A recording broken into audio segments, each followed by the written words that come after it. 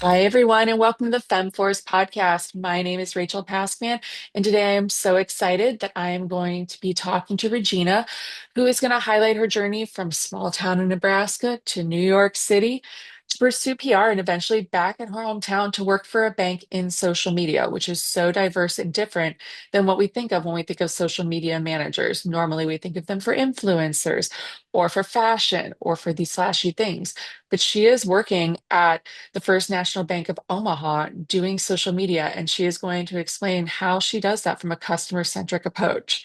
So, Regina, thank you so much for being here. I'm so excited to talk to you about this. Yeah, thank you for having me. So, tell the listeners just a little bit about yourself, like your journey into doing this and, how you ended up back in Nebraska. Yeah, sounds good. So starting from the beginning, I grew up in a very small town, Waco, Nebraska. There's actually a Waco, Nebraska. We joke that the sign says there's 250 people that live there, but we said that includes like farm animals and pets. And I loved growing up where I did. You know, Community aspect, super hard work, grew up on a farm, but thankfully my family travels a lot, and I felt like I wanted more and I wanted to go travel and tried to go out of state for college. But my parents said, no, you're And staying then, in Nebraska. So I went to University of Nebraska at Lincoln. But then a few days after I graduated, decided to drive to New York City. I am not sure what I was thinking, but I was young and you had had a all the dream. ambition in the world and Exactly. just decided, why not? I can always come home. So it ended up being, one of the most rewarding experiences just from work wise, as well as I met so many of my lifelong friends. But yeah, I just drove and, had a bunch of interviews set up and decided to see what would happen. I mean, I think that's amazing. And you took a leap of faith. So that's kind of how that works. And New York's a vibe. It just has this energy and it has this vibe that's so contagious. And like, I miss it every day. So I totally get it. And to go there, you learn so much just from the life around you. Like, it's also a life lesson being in New York City. So I can totally see why you were drawn to do that. And like, you were like, I want to go and do this. I want to see how this is going to work. What are some of the things that like New York taught you just from adjusting from, I mean, Lincoln is a big city, but nothing is a big city comparative to NYC. So like what did you learn from going there? Yeah. Well, it's crazy. I still can like remember my 21-year-old self getting off of the subway. So riding the subway for the first time, step out. And of course, I was like, I have to go to Times Square. I didn't spend much time in Times Square after that. Mm, But yeah. the first time, You like get learn off at the fast. subway. Yeah, exactly. And I was like, wow, what is happening? I felt like it was a different world and so fast paced, dynamic, very intimidating at first, but thankfully I, landed a great job, met a lot of amazing people.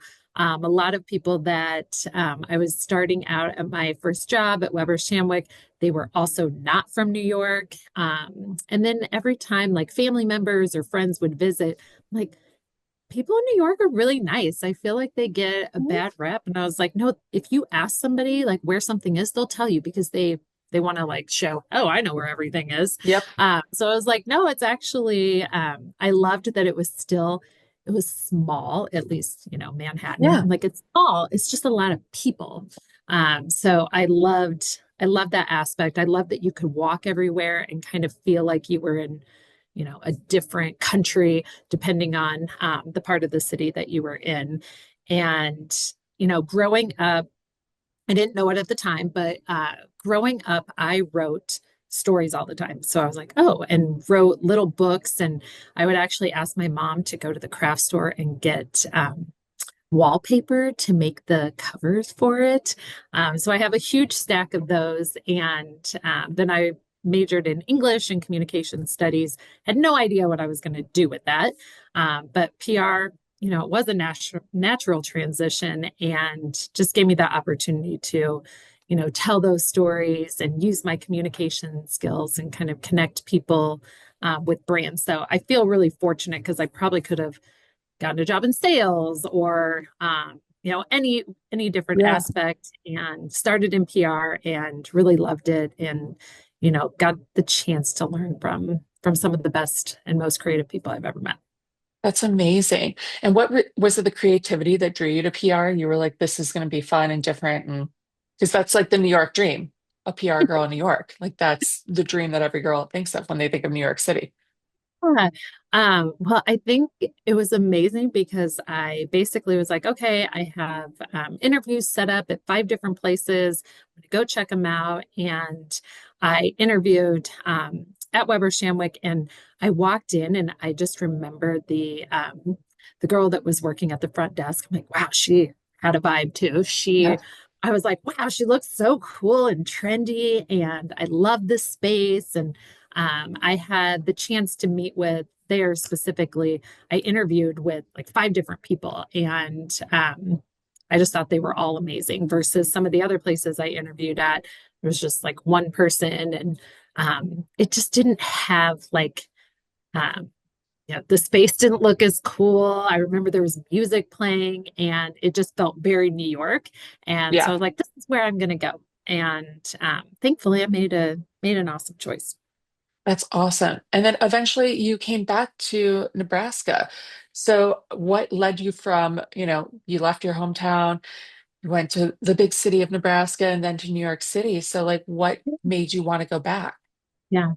I felt like I could have stayed maybe a little longer, but I have a really large family, and my older brothers were starting to have kids. And every time I came back to visit, I just really missed seeing them, and I didn't want to Yeah. miss watching them grow up. And I mean, I spent most of my money traveling back to Nebraska to see my family. So I thought Yes. maybe if I move back to Nebraska, I could save up. It's a little more affordable here. And then I could travel back to New York, which a lot of my friends and some family were still in New York. So I was able to, once I moved back to Nebraska, I traveled there quite a bit, the first like five Yeah. to 10 years after. Not as much anymore, but still try to get there every few years. Um, and I knew I couldn't move back to my small town of Waco. But every time I came back to Omaha, I was like, oh, I could live here. Like there's plenty of things to do. So that kind of No. pushed me to move. And I think my parents were like, okay, that was nice that you had your fun. Now it's time to move home. I mean, I get that because at the end of the day, and I say this to people all the time is the one thing you can't buy it. You can't barter it. You can't like pause it. You can't do anything about that. You have just as many hours in a day as Oprah and Warren Buffett. So it's literally about what you do with your time. So that time is precious. And like you don't get it back. So like having those like you got to have the New York experience. I mean, I did that, but then like to be able to see your nephews and nieces grow up and be by your parents, like those are things you're never going to regret. Yeah, for And sure. yeah, I think that's so beautiful. So when you came back to Nebraska, you were doing PR in New York City. So then you went and you were working for Conagra Foods, correct? Yep. Or how did that go? Coming back from New York Yeah. City and working in that kind of environment. Yeah. When I moved back to Omaha, I feel like I looked at a ton of different options where I was like, Yeah. oh, should I start my own company? Should I go into like news and media? And I, fortunately, the president of the company at Weber Shandwick said, hey, you should check out Conagra Foods. I know some people that work there. So, again, all about relationships. But it was a really, I think, pivotal for me because I spent a decade working on some of the most recognizable brands like Healthy Choice, Slim Jim, Ready Whip. So, very diverse group of brands. And so, being able to work on so many different kinds, I feel like it was kind of like a master class in marketing and really helped prepare me for my current role at FMBO. And again, I had the chance to work with some really, really creative people and met a lot of my lifelong friends there as well. So I was there for 10 years before Wow. I transitioned to FMBO. That's amazing. And so when you transitioned from doing like PR that you were doing in New York City to PR for like a major corporation into a bank, how has that shifted at all? Like your approach to PR when you're working with these kind like now working with a bank, like I'm assuming it's got to be different than what you originally were doing. Yes, for sure. So when I started at FMBO, actually, I just had my 9-year anniversary a few weeks Congrats. ago. Thank you. So I started in a brand marketing role and then kind of transitioned pretty quickly into a newly created role, which that's my current role as the director of content marketing and social media.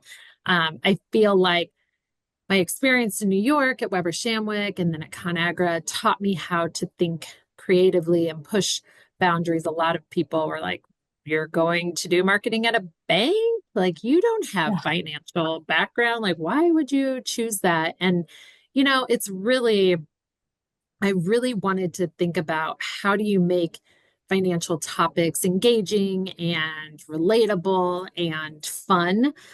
So thankfully, I've been able to do that. But I think no matter what, marketing principles are the same anywhere. It was just I feel like I had to get a little more creative when it came to marketing and doing social media and making that fun for a bank and sometimes topics that aren't as exciting as maybe a food product would be. Well, yeah, 1,000%. And do you feel like the adjustments, like did your educational background or your experience with other brands, were the adjustments big adjustments to make and you really had to like understand the banking system, or did you just where you're like social media can be used for anything and anyone? Yeah, I thought about it more of like you want to have a relationship no matter if you're a CPG brand or if you're a bank. And even though a lot of the banking aspect can be transactional, like how do I take social media for a bank and add value to our customers, be more approachable, create that emotional relationship by humanizing our brand. And I also am very thankful that my bosses, I would share ideas with them and they're like, oh, yeah, go ahead, test that out. That sounds great.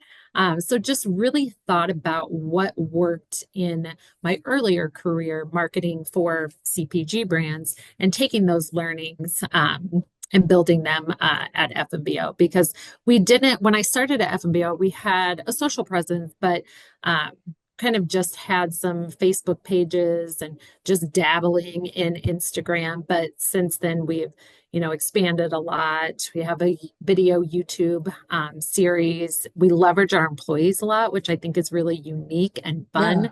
Yeah. And our team is constantly thinking about like looking at, what are trending topics? How can we leverage that? And we're pretty nimble and quick. So obviously we plan, like a quarter ahead or as far as we can. Yeah. But then, we'll just come in and be like, hey, we saw this on social media. We saw this on TikTok. We saw this on Instagram, and we want to be able to leverage that quickly. And for the most part, most people in marketing are willing to be our actors and actresses. So it's fun to. It also, I think, makes it more engaging because other people, um, will see employees of ours and they know them and they'll see them in our content versus just always working with influencers, which we do some of that too. Yeah. I mean, it's social media to me. I mean, and it's just daunting trying to keep up with the trends and trying to be like, I'm always like 4 weeks late to what was trending or the trending audio or whatever is going on. How do you really stay on top of that just by being on social media and being like, oh, this is catchy? Yeah, definitely.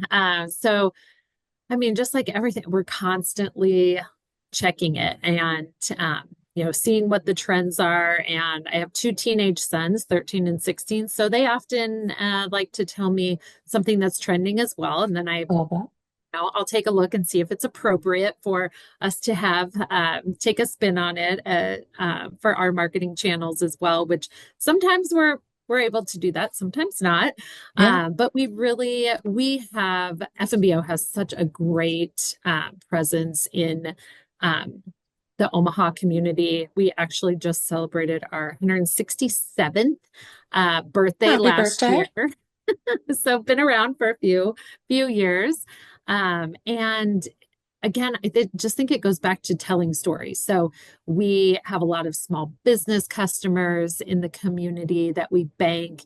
And rather than just, featuring them, we meet with them. We talk about, how did you achieve your dreams and really feature like the people behind it. So constantly thinking about what is going to be engaging for our audiences and how do we bring those stories to life in a fun way. And because like we were talking about earlier, you never know what people are going to find interesting. So Right. we test a lot of different content ideas for our Cashologist YouTube series.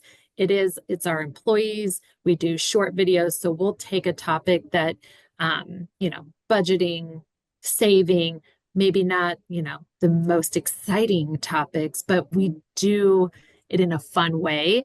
Um, and, make sure that it's something that's really relatable to our audience. Making finance relatable is so, I mean, we all have to have it. We all have bank accounts and checking accounts and Yeah. savings accounts. And, if you're lucky enough, a 401k or a Roth, and it is daunting. They don't teach, and I say this whenever I do a career day talk at any high school, and they're like, what is the one thing you wish you would have known? And I'm like, personal finance. Like I, I have AAA. Why were they trying to teach me how to change a tire? Never done that once. I'm like, but what I do? I have to bank, I have to budget, I have to do things for my LLC, like restricted stock units, Yep. federal government taxation. Like there's just all these things that I'm like, no one, no one talked about it. It's like, and especially for women, it's just Yep. like so taboo to talk about the money, or like you have a shared bank account with your husband. And I'm like, no, it's not. This is 2024. We're almost in 2025. Like money is sexy. Money is power. It's so Yes. powerful. So like to be able to teach women, especially just for me to know how to leverage that, kind of how to grow your worth. Like we're in a different generation, I think, too, where people used to put it, our parents, it's the boomers and the after the depression, like they put all their money, under the mattress or like under the kitchen sink, or my grandmother would wrap them in foil and strategically place them around her condo. But that's not how you grow it. And so you can only be rich by understanding like how you can actually grow your investments.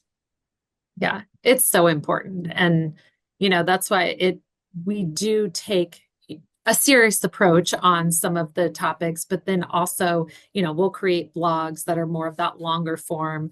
Mhm. But the Cashologist video series that I was talking about, we try to do more of that edutainment, add a little humor, but Yeah. also make it educational. And it's been really cool to see other like universities and high schools will leverage that content with the younger demographic. Because again, if I send a blog to my 16-year-old, like, just, tell me the one thing I need to know. Yeah. So that we try to do, cut that down into a short video. So we're like, okay, I remembered something from that because it was more of a story and it did have that humor and built that relationship.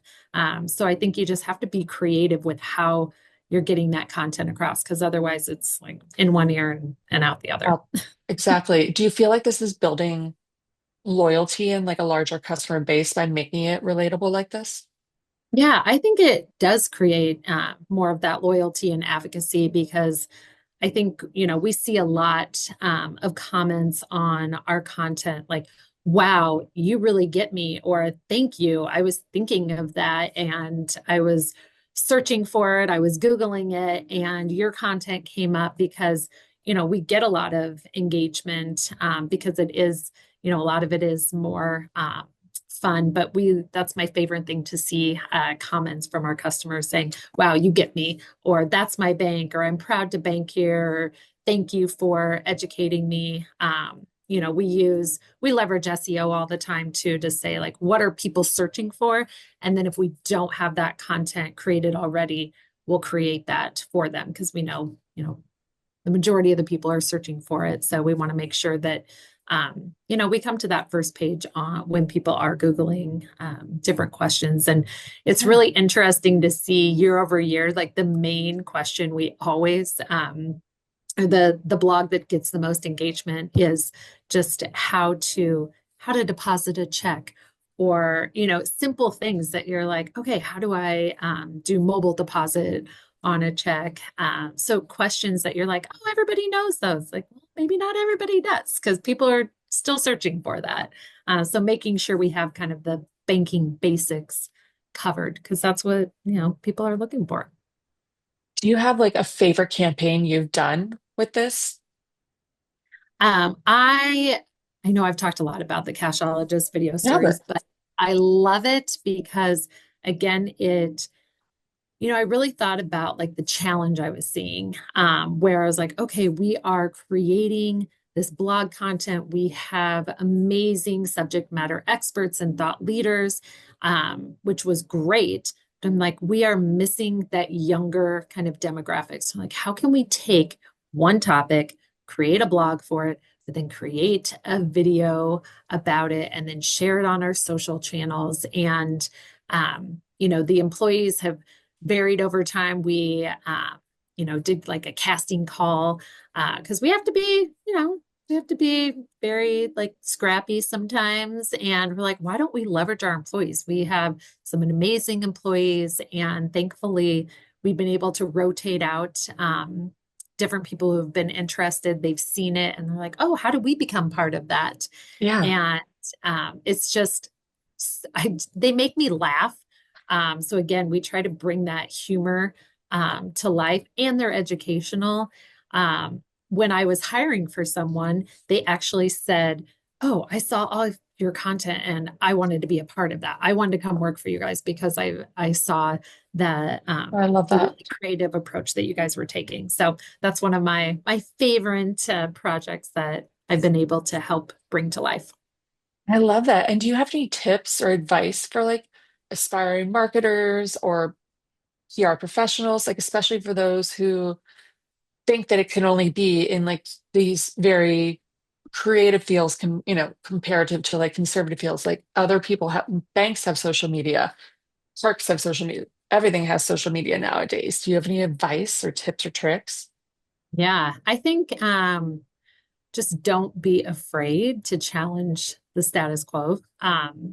Because even like the banking industry where we are highly regulated, we're able to, bring fresh perspective, bold ideas. Sometimes we can't execute some of our ideas, but it's still, I'd rather, have them all laid out on the table and try and test new ideas.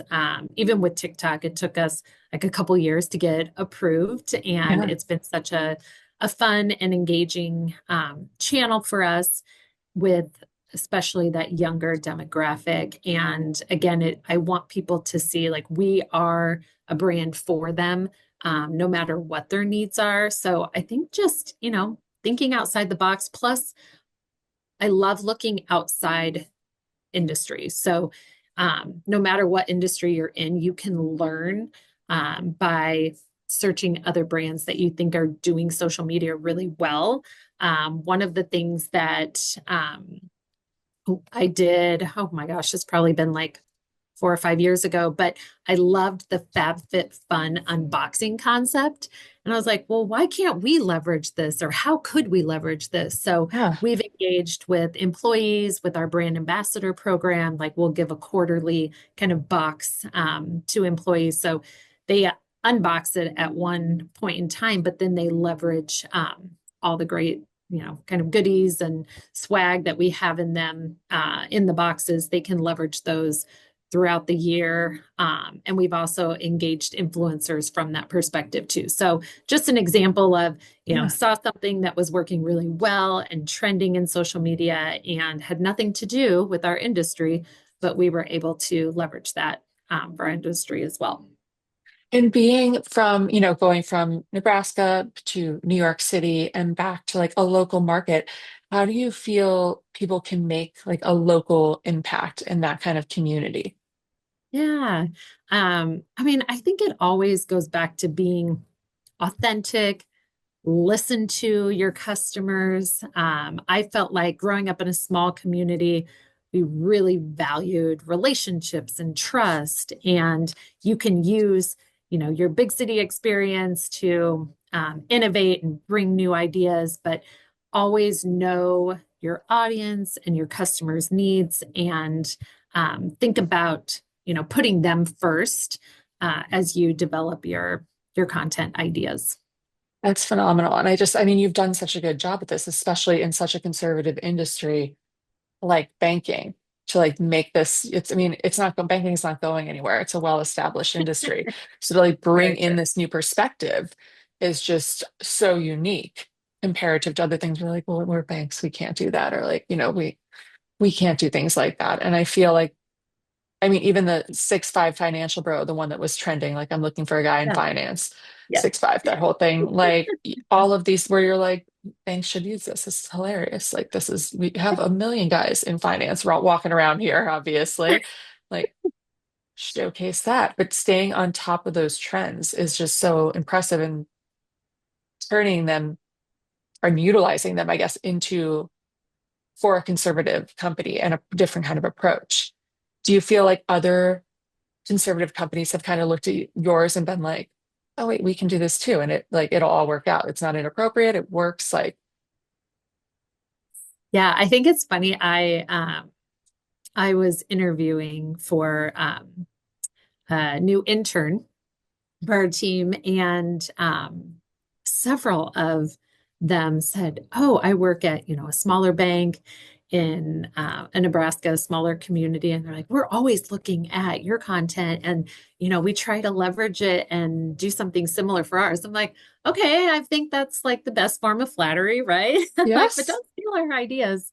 And I mean, I am very fortunate too. I have such an awesome team that, are always coming up with new ideas and pushing the boundaries and the thinking. And I think, again, that goes back to our company. And, they're like, just come with new ideas and see if we can test them or talk about it with the whole marketing team. How can we make them better? So we just have a very awesome culture that we're able to feel safe to be able to test new ideas too. So I think that's really really helpful. And marketing overall is just understanding people, yeah. and how can you connect with them and create that lasting and impactful relationship, which banking, like you said, has been around forever and it's been a relationship business, so people have been doing that a long time offline. And then we think about how we can do that online and create more of those relationships in a broader way, because you can connect with more people online. And how do you manage, or how have you come to understand all the new social medias? Like I said before, it's daunting. Like you've got X, we have Instagram, we've got Facebook, and then TikTok came around, then Threads, and all of these things. And you see the memes for them where they're like, social media's managers woke up today when Threads came out and was like, one more thing that you have to be able to think about and like think how to manage. How do you figure it all out?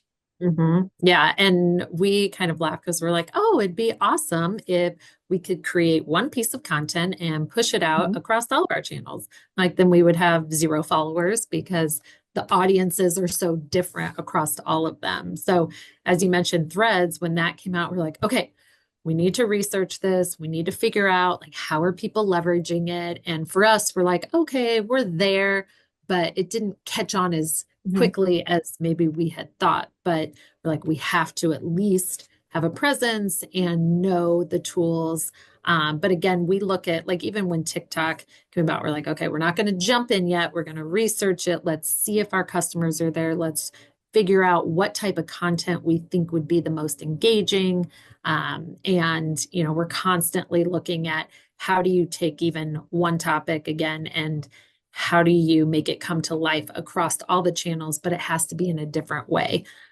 So it's in video, I just think back to even when I started 9 years ago, I'm like, okay, well, the content we were posting was mostly, photos, and we went Yep. from stock imagery to, okay, we need real photos, great. And now it's like, oh no, we need videos, which takes a lot more time, not just to film it, but to Yeah. edit it.